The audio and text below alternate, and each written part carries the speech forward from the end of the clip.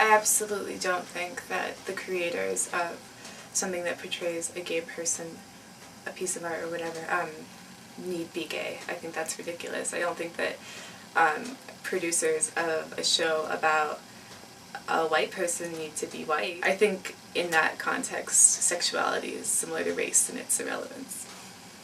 I don't think you need to be gay to fully understand what it's like to be different or alienated. You have to say, I think that you do not have to be a certain anything, you know, a certain label in order to understand the experiences of that label. At least I would hope not. I think that, you know, I'm going to start talking about the reservation here, but, you know, look at the film Wind Talkers, which probably would have been a lot better. It's about Navajo Code Talkers, probably would have been a lot better if it was directed by a Navajo. But you also see a lot of great films and great literature, you know, Short Bus is an example, where a great spectrum of sexuality is explored from a variety of perspectives. I think that if you do live within a certain label, that it is easier for you to articulate the experiences and more genuine, but I do not think that means that audiences can't relate, creators can't relate. You know, Tori Amos is my favorite musician, and she's a female, but she still has a really large gay following. Her music speaks to a lot of gay men and gay women. So, I mean, does that mean that she has touched on an issue of that type of sexuality, or does it mean she's touched on a human issue? And I think that issues of humanity are the foundations of any great work of art, and that they reach beyond labels. My grandparents are straight, Catholic, conservative Republicans. They love Will and Grace.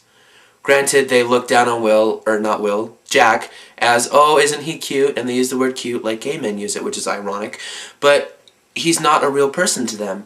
And I've heard it said that if you don't believe in gay marriage, then you shouldn't be watching Will and Grace and laughing. And I think that that stereotype plays into it. How you can watch this stuff day after day, and the same goes for books or movies or music or whatever. You just watch it day after day, and yet you're still unaffected. And I think that it helps to be able to identify with a character or a line of lyric or whatever in a work of art. You don't have to be it at all to have it affect you. And I think that is actually more effective on people who aren't in the community, as long as the message is positive and not Jack McFarland.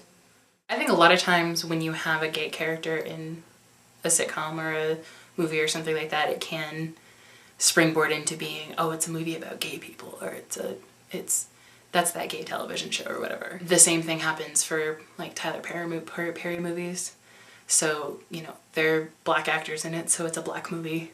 With Desperate Housewives, the sort of main youth on the show for a lot of years, one of the housewives' sons came out in the first season as being gay, and his mother was very conservative and everything like that, and apparently the creator had modeled that after his own coming out to his mother and his own accepting of his own homosexuality. And they might be able to write it with more honesty and maybe more integrity, but at the same time I think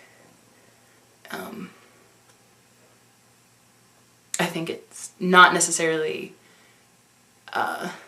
the way it has to be, if you know what I mean. Like it's like a gay writer doesn't have to write a gay character.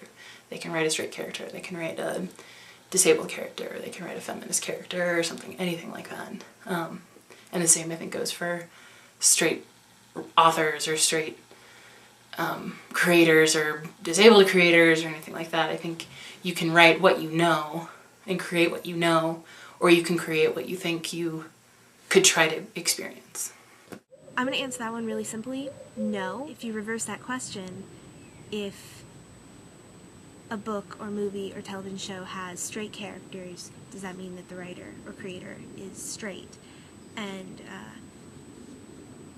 obviously, we immediately answer no. I mean, you look at Doctor Who. Doctor Who was written by Russell T Davies.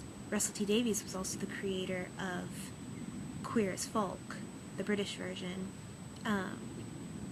And yes, he is homosexual, but the characters of Doctor Who are not necessarily homosexual. We get too wrapped up into making the creator the creation. I don't think that they have to, per se. I think it's more common that they are, or that there is some association. But I think that saying it was one or the other would be outright ignorant. And I can say for certain that there are many writers working in Hollywood right now that are very much so part of the movement, but who are sympathizers and who are not simply doing it because of their own sexual preference.